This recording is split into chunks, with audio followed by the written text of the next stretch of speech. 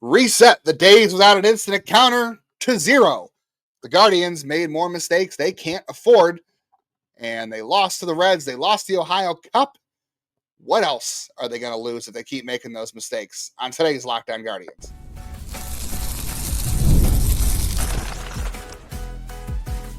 You are Locked On Guardians, your daily podcast on the Cleveland Guardians. Part of the Locked On Podcast Network, your team every day. Welcome into a dark day in Northeast Ohio, in the state of Ohio. The Ohio Cup is gone. It is now out of the state of Ohio. Just kidding. It's in Cincinnati. We make jokes so that we can protect ourselves from the pain. And that was a painful loss for the Guardians on Monday. This is Locked On Guardians. We're here for you every day. Win, lose, no matter what is on the line. We cover your Cleveland Guardians every day on this Locked On Podcast Network, for the majors to minors in the draft and everything in between. We are always here for you, the good and bad. We appreciate our everydayers who are here with us for the good and bad every day. I am Justin Lada, your host for today's show. Jeff Ellis has the show off. I have been writing about the Guardians minor league system and doing prospect evaluations since 2007. You can find all of my analysis, all my rankings, and other stories about the Guardians prospects at the News Herald, the Morning Journal, and Next Year in Cleveland on Substack. And of course, 5 days a week here on Locked On Guardians. On today's show, we'll get into if the Guardians' window to find a path forward this season and what that looks like. We'll find out if that window is limited. We're going to talk about the schedule a little bit. We'll play the schedule game. Everyone loves the schedule game. We'll talk about what is reasonable and rational about prospects in terms of evaluation, when you're calling them up, what to look at. The gap between the majors and the minors is bigger than ever. We're going to get into all that on today's show. We're going to start with the Guardians' margin for error, which doesn't exist right now. We're going to talk about how they have to play perfect baseball right now in order to get things going. Before we get there, of course, we need to tell you that today's episode of Locked On Guardians is brought to you by all of our friends at Monarch Money. You can take control of your finances right now with Monarch Money. Use code LOCKEDONMLB at monarchmoney.com for 50% off your first year. Yes, the Ohio Cup is gone. We didn't appreciate it. Jeff Ellis did not appreciate the Ohio Cup, my co-host, and it's gone. You should make sure you appreciate things while you still have them. A lot of fans were exiting the stands early in this one because they just could not bear the pain to see the trophy given out to the Reds on their own home turf. Maybe the trophy should just be renamed to the Terry Francona Cup, because he is the master of the Ohio Cup. He never lost it as the Indians and Guardians manager, and now he's won it as the Reds manager. Maybe it was Tito. Maybe the Ohio Cup was just the friends that we made all along, or something like that. I don't know. I'm working through it. We're all working through it. The Guardians, this was not a pretty game. I really had high hopes for this game, to be honest with you. It started out pretty good. Luis Ortiz looked really good in the first inning, and he gave a run in the second, and then he gave up a home run in the third. And then the Guardians came back in the third and scored 3 runs, and I was like, oh, this is fun. It's a 3-2 game. I thought Luis Ortiz would settle down because that's what he's done lately. He did not. The Reds, everything went right for the Reds tonight, okay? The Reds were living good. Guardians are making mistakes, and they're deserving of their outcome on Monday night. But the Reds, they're living good, man. They were on base a lot. They hit Luis Ortiz hard, so give him credit for that. Luis Ortiz didn't walk a whole village today. The walks were not the problem. They weren't in his last start. They weren't in this start, which is great. But unfortunately, all the strikes that were in the zone, the Reds crushed. And if they weren't crushing it, the ball was falling anyway. All game long. Look, I want to point this out too. Multiple things can be true at once, okay? We can say that the Guardians didn't play a good game and the Reds hit the ball hard off Luis Ortiz, and they also benefited from the ball bouncing some pretty good ways for them. Okay, they carried a .423 average on balls in play in this game. Now, you're not always going to get the league average balls in play in a single game because it's one of those things that just plays out over time throughout the year. The standard balls in play average is about 290 to 310, give or take one or other way. You're not going to always get that. There's going to be outliers in single games. Now, the Reds hit the ball hard. They also had a lot of things bounce their way. I looked at the 9th inning. They had 2 hits in the 9th inning. By the 9th inning, it didn't matter. The game was over. But by the 9th inning, the Reds had 2 hits that were like expected batting averages below 150. And then earlier in the game, Stephen Kwan throws a ball at home plate that would have been the final out of the inning, would have been a double play, a 7-2 double play. The ball hit the runner diving into home to score the run. Instead of it being the final 2 outs of an inning to thwart a rally, the Reds scored again. The Reds scored in all but 2 innings in this game, the first and the 8th inning. That must be nice to score all these runs. I mean, the Guardians got all their runs in 1 inning, but the Reds, except for one, the Reds just kept pouring it on. Good for them. That's how you win the games. The Guardians, though, don't have any margin for error, but they sure made a lot of them like they do. You know, you had, again, the ball bounced away the Reds, hit the ball hard, Stephen Kwan with the weird throw, but you had the Bo Naylor throwing error on down to second base that allowed a runner to go to third, that allowed more hits to score the runners.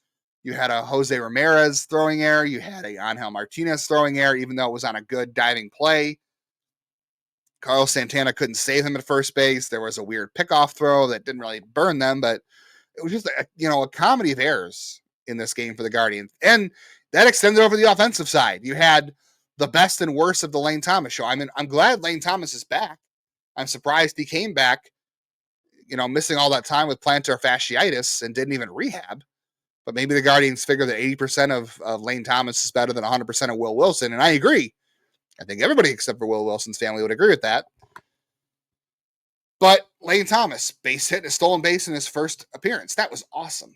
That's the whole experience right there. That's what you want from Lane Thomas in that 2 spot. And moving on, Angel Martinez now to the 9 spot. That's great. Love that. He did work a walk at one point in the game. That was great too. But later in the game, he got picked off first. I think it was actually after the walk he got picked off first. Can't have that. And that wasn't a balk, by the way. Although Stephen Vogt says the league doesn't call balks properly. So I'll be curious to see if he gets some sort of wording on that response. But I didn't think it was a balk. But then again, if Stephen Vogt doesn't think it's a balk or thinks it is a balk, maybe he knows. Because, I mean, I'm not going to claim to know better than him.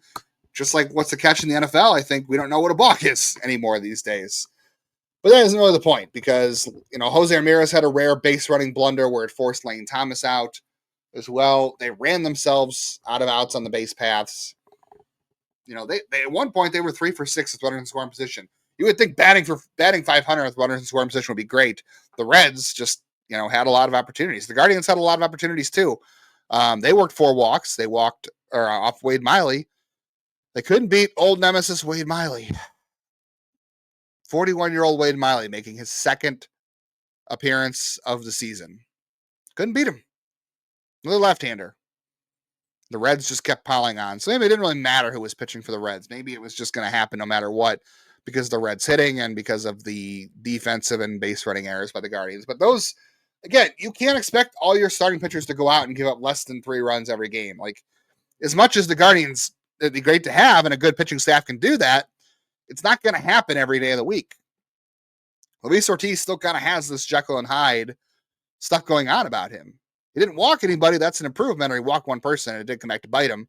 But it wasn't the whole village like we saw early in the year. So he just got hit. And I'm not sure.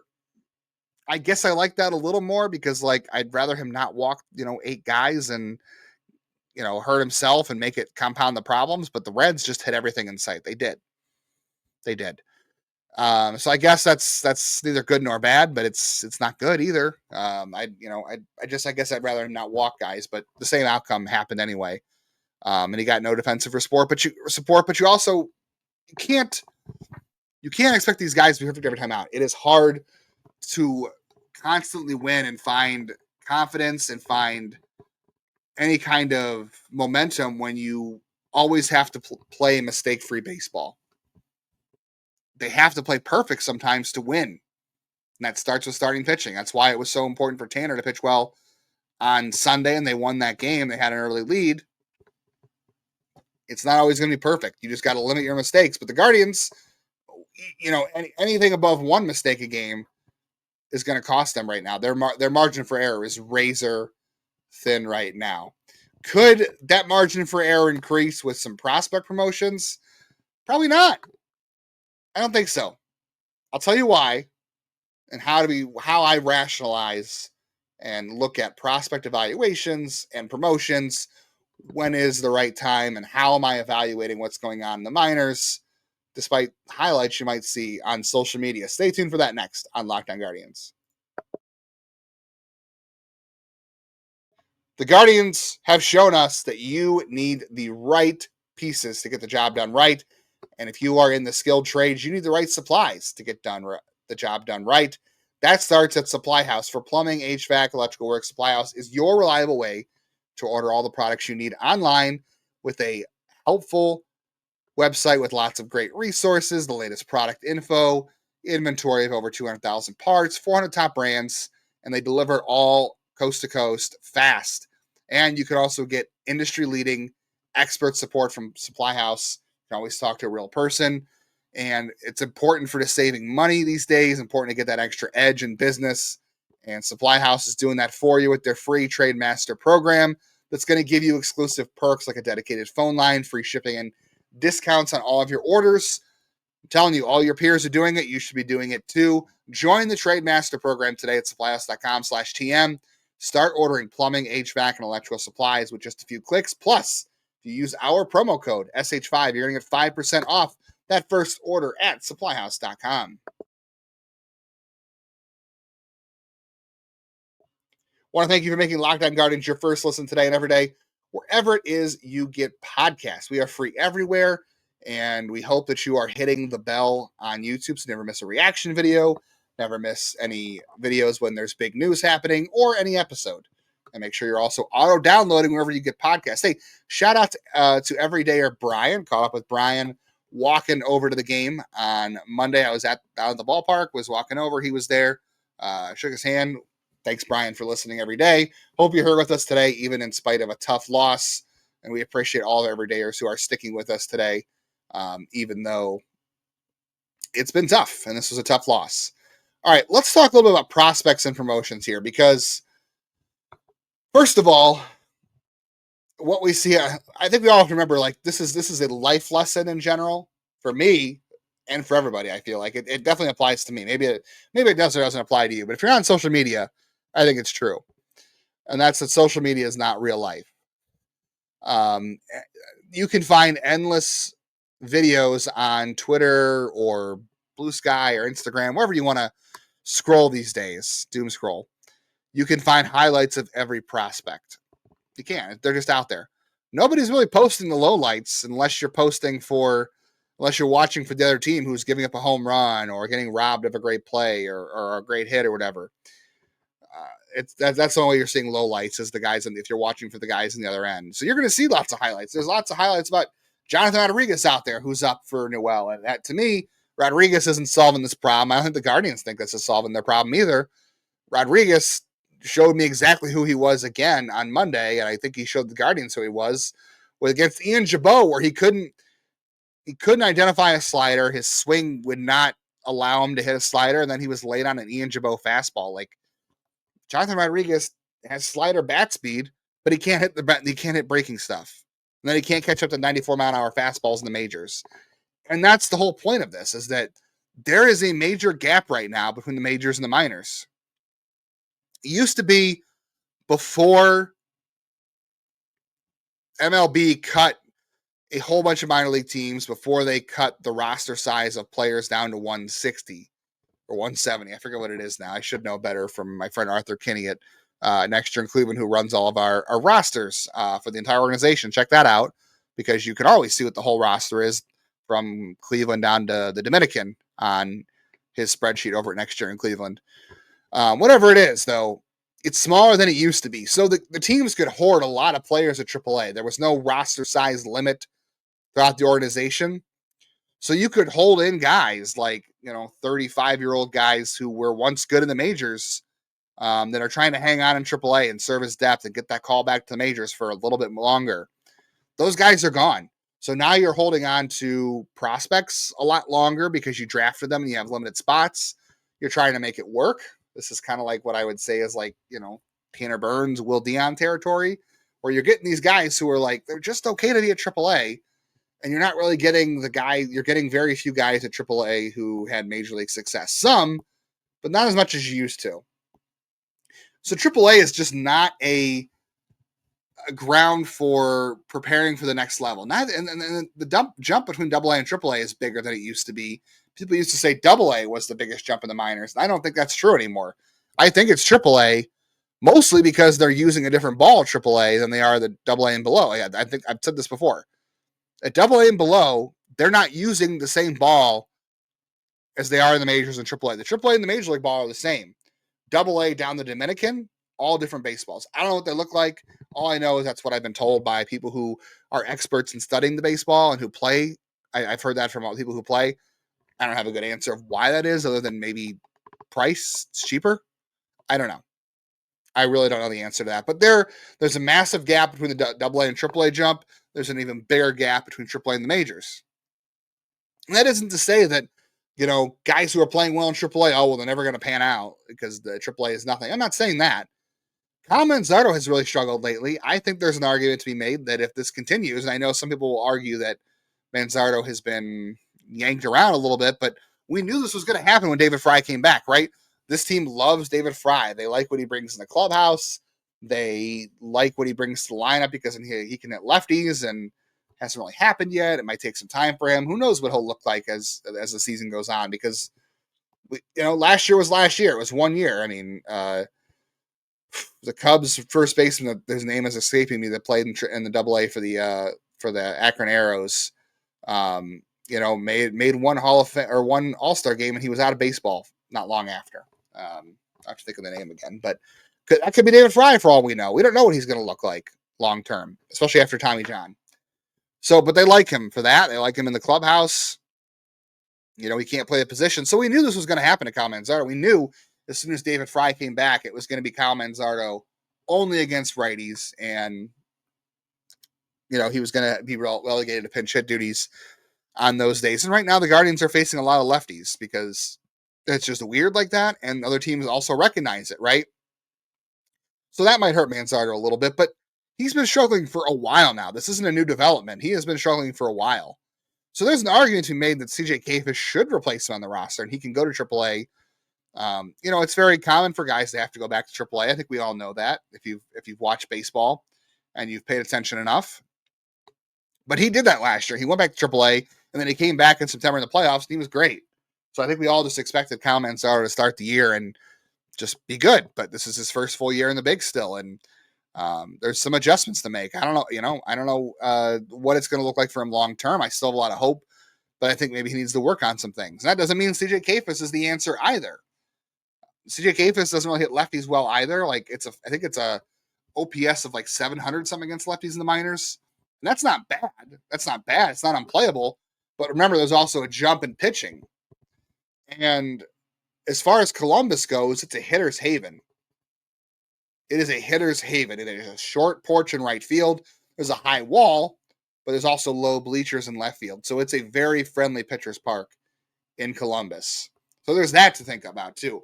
But every time you see a highlight of a reliever striking somebody out, or a home run, or a great catch, you don't need to say that, oh, the guy needs to come tomorrow, he's the answer, and this guy's not the answer, or this guy's not the answer, so bring this guy up.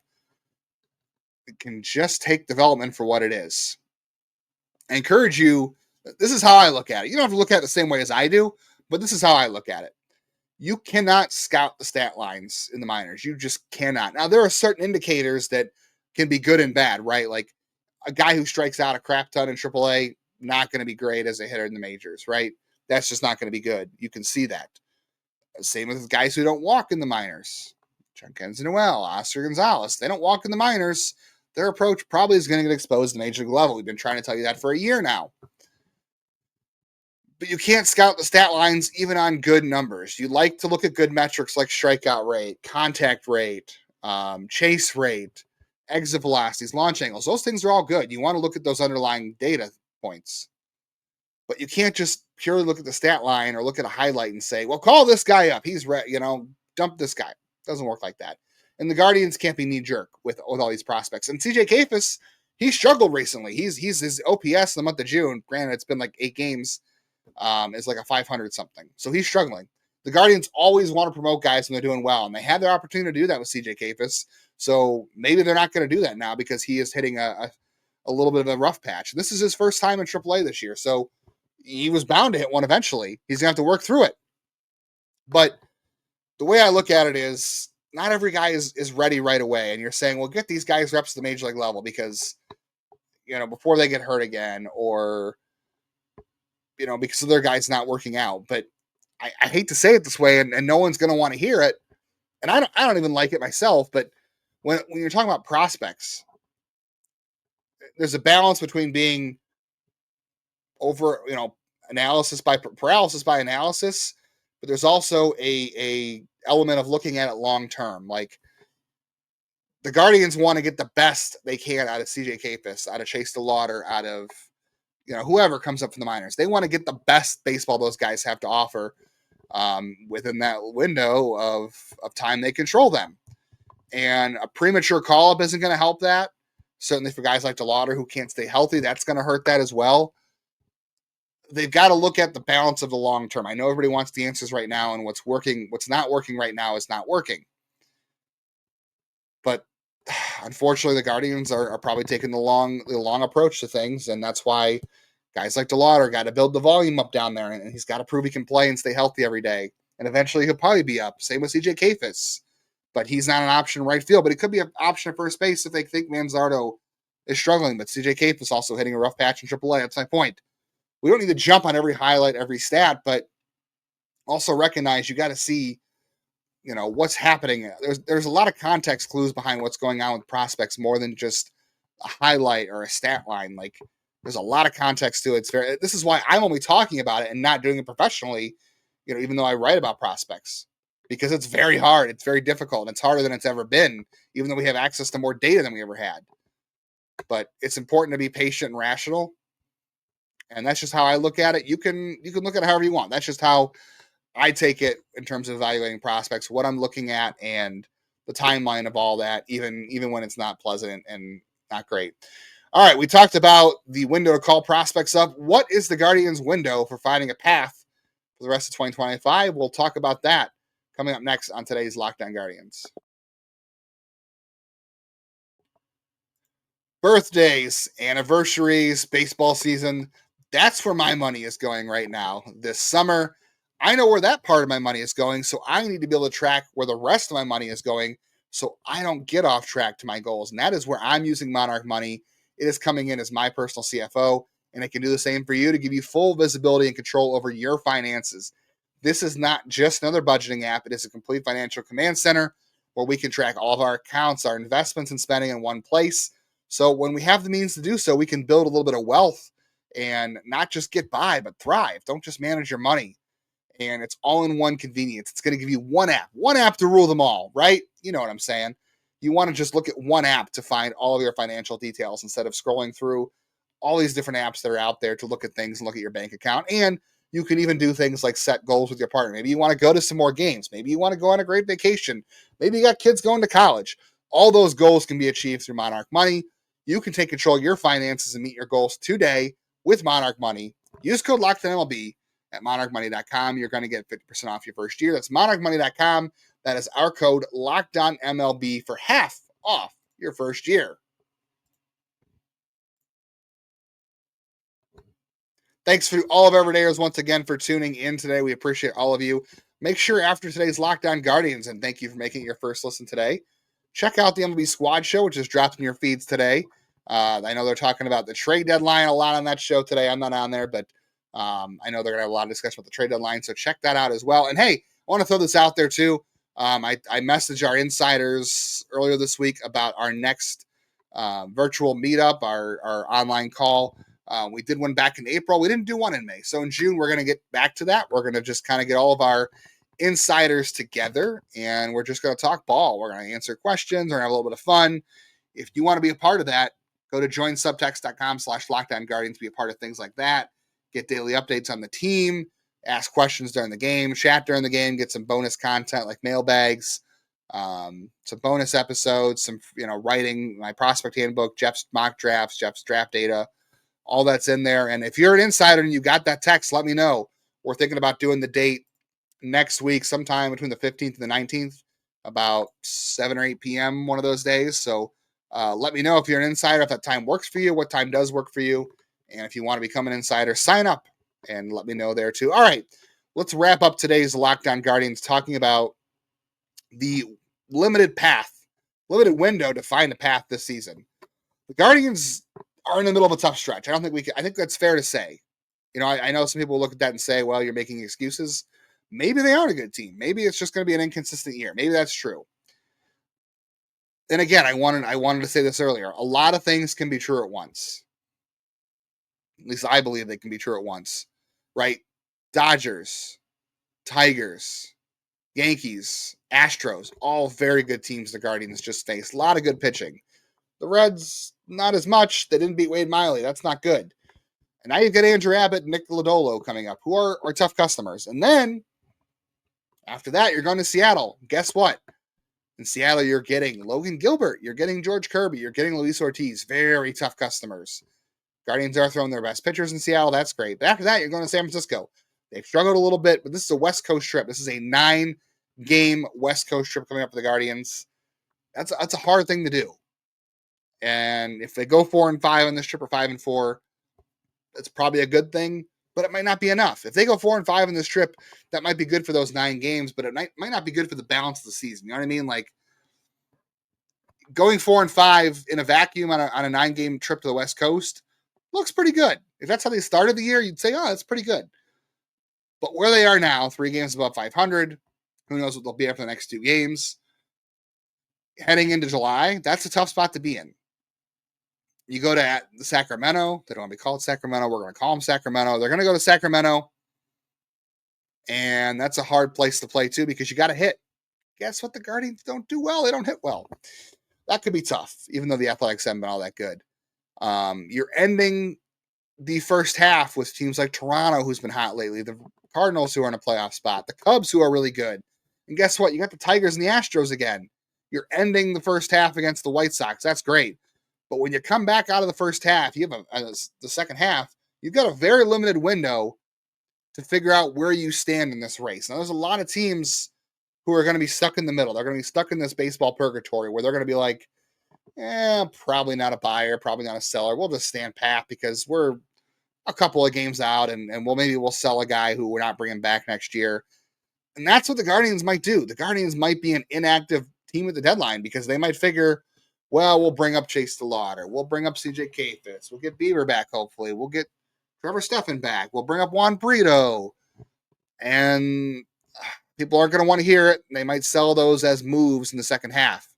But if this team finds a way to get out of this rudderless direction they're in of these mistakes and inconsistency, and they find themselves back in a wild card spot or 3 or 4 games out of the division, they can at least chart a path forward where they should be buying something, making additions like they did a year ago.